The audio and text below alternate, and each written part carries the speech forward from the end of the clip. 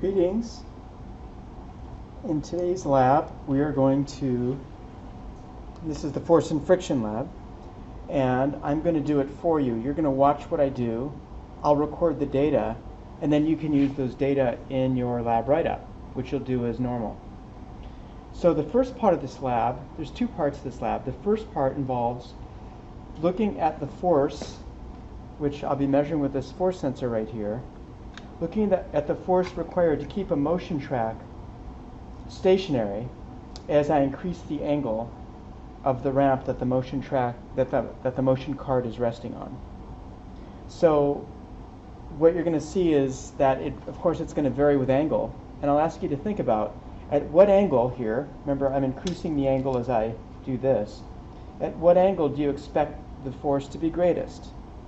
This is an angle of 0 when it's horizontal like this. Think about that for a minute.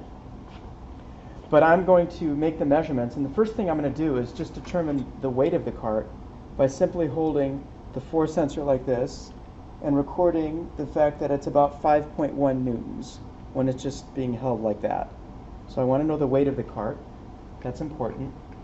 And then what I'm going to do is I'm actually going to tape, since it's just me, I'm going to tape the force sensor here so I can raise the angle of the cart, and I'm going to measure the angle here with a protractor, but I'll raise the angle of the cart and then record the force that the force sensor records at each angle that is requested in the lab handout. And it's supposed to go from 0 degrees to 90 degrees. So I'll be making, I guess that's 10 measurements, 0, 10, 20, 30, 40, 50, all the way up to 90. All right, so I'm going to start with 0 degrees. And you can see the measurement right here on the screen. It's about, basically it should be about 0 newtons. And I can calibrate, I can zero the force sensor to make sure that it is showing me that. So I'll do that. I'll go ahead and zero this guy. That's under, let's see, experiment. I go down here to 0. Okay, so it's basically zeroed right now. And now what I'm going to do is I'm going to raise the angle here of the ramp to different angles, and we'll record the value of the force at each of those angles. So at 0 degrees, it's 0 newtons. And 10 degrees, let's see if I can do this with my wood block helpers here. This is really close to 10 degrees. So it's not bad. I'll call that 10 degrees. At 10 degrees, I see 0.7 newtons. So you should be recording this because you'll be using these data later in the lab. Now I'm going to go to 20 degrees. 20 degrees. All right, I'm at 20 degrees right there. And you can see at 20 degrees, I'm at about 1.6 newtons. 30 degrees.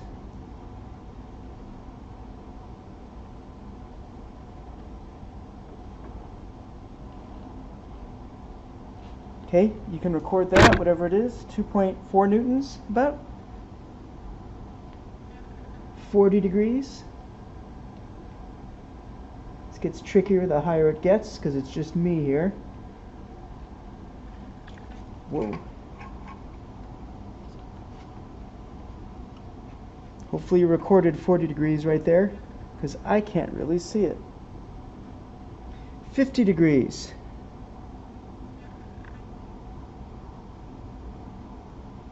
60 degrees. That's 60 right there. 70 degrees.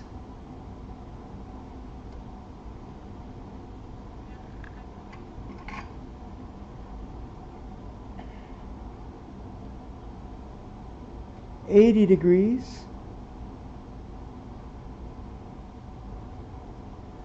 And last but not least, 90 degrees. Okay. I'm going to go back down. There's your data set for the first part of the lab. We'll come back in just a moment with the second part of the lab, the force and friction part of the lab. And what I should say about this before I leave is, and I'll have the camera focus on me,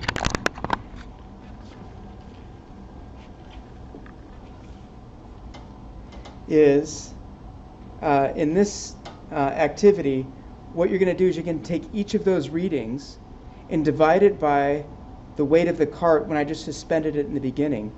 And you're going to plot them. You're going to plot that ratio versus the angle. And you're going to tell me what you think that graph represents. It's going to look like some sort of a curve. It's not going to be linear. And in about a week, we're going to talk about what that curve represents, but I'm going to give you a really big hint right now. It's going to be part of a sine wave curve. It may look like a parabola, but it's really not. It's part of a sine curve.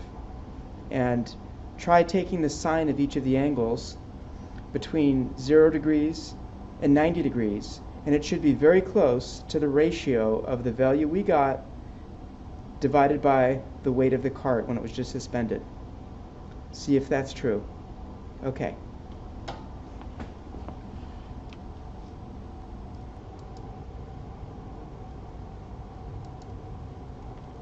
All right, for the next part of this lab, I'm going to take this piece of wood, which on this side has sandpaper on it, 150 grain sandpaper, but you don't need to know that, just that it's sandpaper. This side is just the wood. I massed it with a scale and I got 54.3 grams, so that's the mass of this wood. What I'm going to be doing is placing the wood on another piece of wood, which is right over here. Hopefully you can see it. I'm going to drop this a little bit. Apologize for the dealing with the camera, but I don't have a good view of it, unfortunately, while I'm filming, so I have to kind of improvise.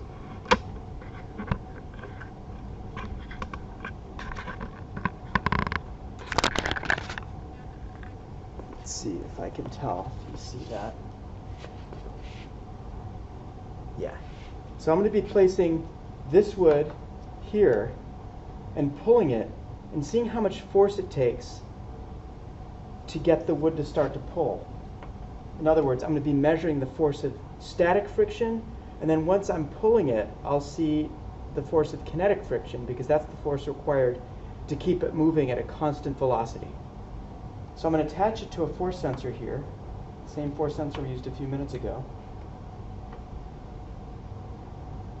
So a piece of wire to attach it, basically like a string. Alright, so now when I pull it, I'll be able to see how much force it takes to pull the wood. And I'll be doing it both with the wood side down on the wood and with the sandpaper side down on the wood.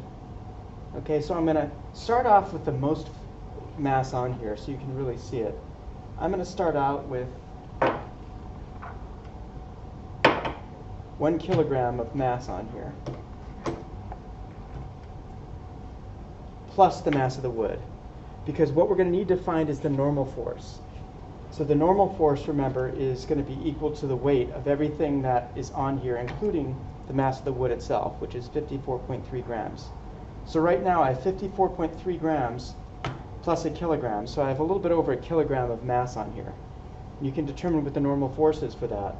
And then what we're going to see here, if I go into PowerPoint or into Logger Pro, we're going to see how much force it takes for me to just cause this to break friction and then for it to continue. So before I do anything, I'm going to make sure it's zeroed. So I'm going to go ahead and zero this here.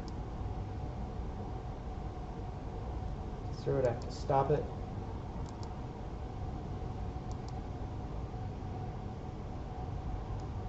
Okay, now I'm going to press collect. Okay, right now there's 0 newtons, but when I start pulling it, I'm starting to pull it, and I have to pull it with about 2 newtons to get it to go. I look for that peak. So I'm going to look for this peak right here. That value there, let's stop this. This value right here is the one I'm interested in. And it looks like it's about, how much force did it take me to pull it right there? About 2.6 newtons right here is the most that I pulled it. So that would be what the static friction force is associated with. So it took me 2.6 newtons of force to pull it. So the maximum static friction force, you could argue, with all of this mass on top of here was 2.6 newtons. Then once it started to pull, I was pulling it at a fairly constant force, trying to keep a constant velocity of about 0.34 newtons. Okay, so that would be the associated, I'm sorry, not 0.34 newtons. Let me see what's that value there. That's what it is now. Sorry, more like about 2.1 newtons. So the maximum here was about,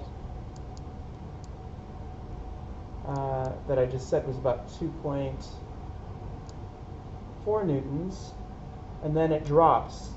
I'm sorry, 2.6 newtons here. Then it drops to about 2.1 newtons here. Okay?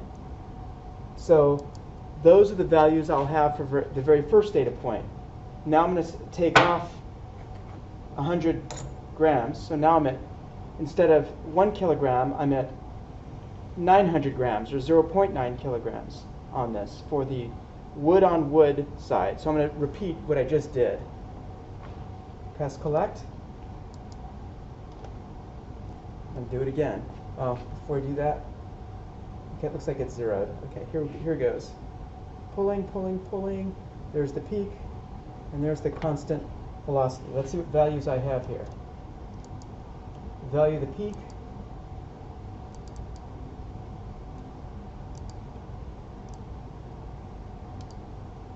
is about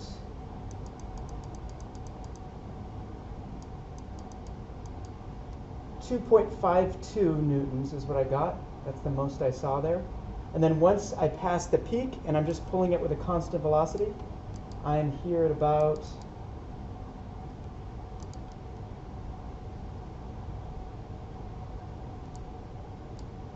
about 1.8 newtons. That goes a little higher. It varies a bit. It's hard to say exactly. There's a little bit of uncertainty there. Maybe we could say about between 1.8 and 1.84 newtons, something like that. So perhaps 1.82 newtons. There is uncertainty in here. So now I'm going to take the 100 grams off. I'm going to now repeat this with 800 grams. And I'm going to keep doing this until I just have the wooden block itself, which is going to be really hard to measure. But we'll start with the easier stuff and work our way to the harder stuff.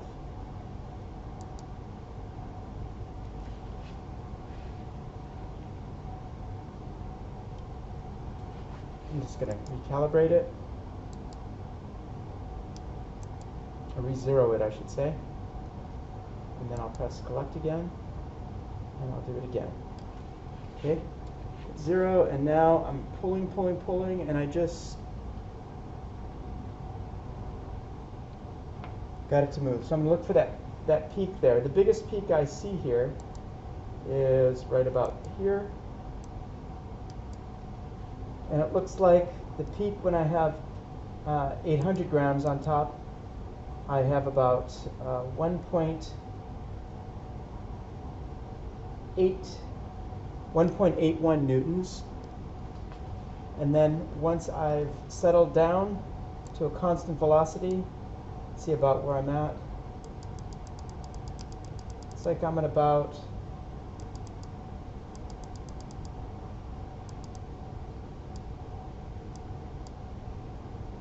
I'll go with 1.4 newtons.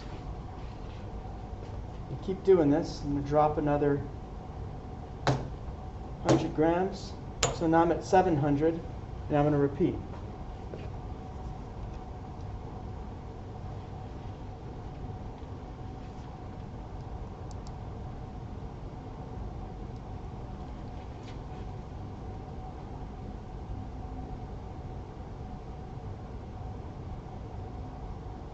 Okay, so there's a peak right here. This first peak is the one I'll go with.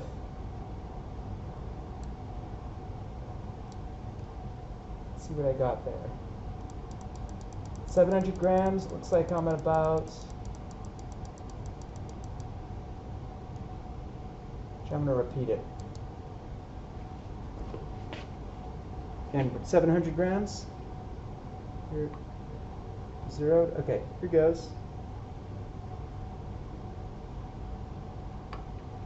Alright, it's a nice clean peak there.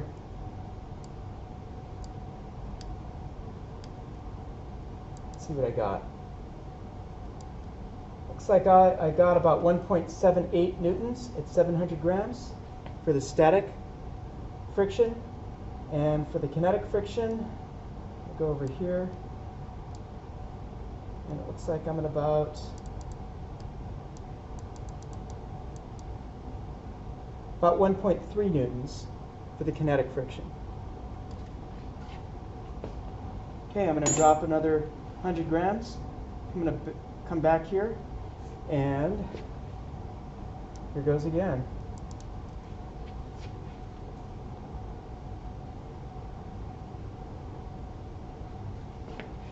Boy, it's getting harder and harder to distinguish these. Try that again. Make sure it's zeroed. I'm going to stop and zero it.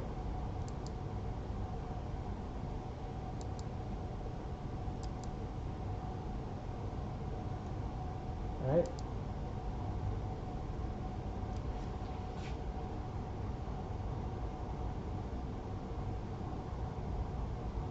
Okay. So what I see here is the peak right here. I'm going to select that. See about how big that is for. This is 600 grams on top of the mass of the wood block itself.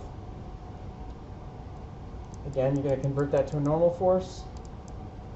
And I see it peaks out at about 1.62 newtons. That's going to be the force of static friction, because that's the force it took me to overcome it. And then the area here, which is approximately constant, looks like it's about, oh, this is a tough one. I'm going to go also with about 1.3 newtons. It's hard to distinguish that. I'm going to stop this video and do another one. We're at about 17 minutes. I want to make sure this looks good so I don't make this too long. And we'll do one more to finish it off.